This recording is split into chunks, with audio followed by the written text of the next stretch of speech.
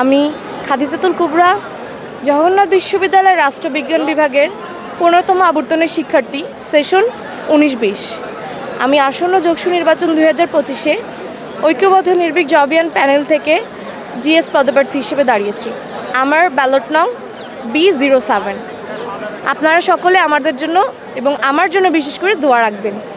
আসলে আমাদের প্যানেলে যে মানুষগুলো আছে তারা ক্যাম্পাসের পূর্ব পরিচিত মুখ, সকল আন্দোলন সংগ্রামে তারা শুরু থেকেই ছিল। তো এই মানুষগুলো যখন দ্বিতীয় করে প্রত্যেকটা শিক্ষার্থীর সামনে যেয়ে দাঁড়ায়, তো তারা আসলে খুব পজিটিভভাবে গ্রহণ করছে। আমরা ইশতেহারগুলো সেভাবেই নেয়ার চেষ্টা করেছি যাতে সেটা শিক্ষার্থী বান্ধব হয়, শিক্ষার্থীরা নিজেদের মনে করে। তো সবার থেকে আসলে পজিটিভ সাড়াই পাচ্ছি, সবাই সমর্থন দিচ্ছে, দোয়া দিচ্ছে, সাপোর্ট করছে। কিন্তু এখন আসলে সেটা তো আর বলা যায় না, যেটা হবে সেটা হচ্ছে ভোটের মাঠেই দেখা যাবে। 30শে ডিসেম্বরই দেখা যাবে যে শিক্ষার্থীরা আসলে কাকে পছন্দ করে, কোন প্যানেলকে জয়যুক্ত করে। জগন্নাথ বিশ্ববিদ্যালয়ের শিক্ষার্থীদের আসলে সমস্যা নাই কোথায় সেটা প্রশ্ন করতে হয়।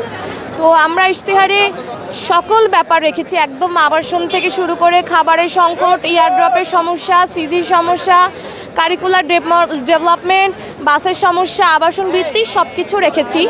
আর শিক্ষার্থীদের চাওয়া পাওয়া হচ্ছে এই ব্যাপারগুলো, ওয়াইফাই সমস্যা, এটা সেটা, ক্লাসরুম টিচার সংকট, ক্লাসের সংকট, হাজার সমস্যা।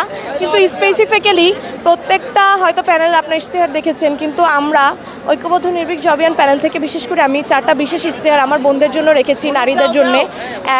একটি স্ট্রং প্রক্টোরিয়াল বডি গঠন হ্যারাসমেন্টের বিরুদ্ধে। 2, মাতৃত্বকালীন প্রশাসনিক সহায়তা। 3, মাতৃত্বের পরে তারা বাচ্চা রেখে অনেকে ক্লাস করতে পারে না, তাই একটি স্বল্প মূল্যে উন্নত মানের একটি ডে কেয়ার স্থাপন। 4, ক্যাম্পাসের কয়েকটা কর্নারে ব্রেস্ট ফিডিং কর্নার স্থাপন। আমাদের মেয়েরা যে জগন্নাথে আটকে যায় তার মধ্যে অন্যতম একটা রিজন হচ্ছে তাদের একটা সার্টেন পিরিয়ডের পরে তাদের বেবি তাদের আসলে একটা সময় বাধা হয়ে দাঁড়ায়। অনেকে অনেক মেধাবী হওয়া সত্ত্বেও ক্লাস করতে পারে না। তারপরে হচ্ছে এই যে বাচ্চা কোথায় রাখবে, কে রাখবে, এই জন্য তারাও শঙ্কায় থাকে, ক্লাসে আসে না, শুধু পরীক্ষায় অংশগ্রহণ করে।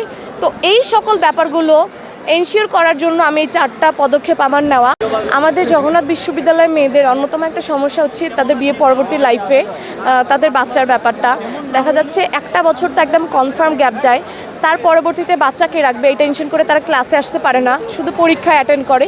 তো যার কারণে তাদেরও অ্যাটেন্ডেন্স বা কন্টিনিউ অ্যাসেসমেন্টের মার্কটা একদম লো থাকে, যার কারণে অনেক মেধাবী শিক্ষার্থীও এগিয়ে যেতে পারে না।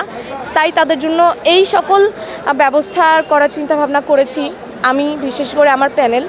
তো আমি চাই যে আমার জগন্নাথ বিশ্ববিদ্যালয়ের প্রত্যেকটা ভাই বোন জীবনে যতই সমস্যা আসুক, যত বাধা আসুক, যে কোনো সার্কামস্টেন্সেসে তাদেরকে এগিয়ে যেতে হবে।